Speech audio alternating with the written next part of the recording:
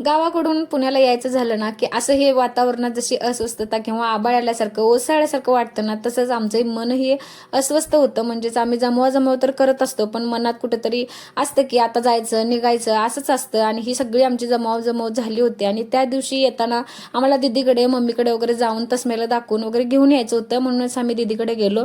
तर तिचं बघा असं चाललं होतं, हे भर ते भर, म्हणजेच सगळ्या भाज्या वगैरे तिने नीट वगैरे करून साफ करून सगळं ठेवलं होतं मला न्यायसाठी. आणि तिच्या घरी गेलं ना की किती पोटात भूक असो नाही असो, पोटात अगदी म्हणजे थोडासा असं ना जागा होतोच. आणि मग तिथे तिच्याकडे गेल्यानंतर आम्ही जेवल्याशिवाय काही परत येत नाही.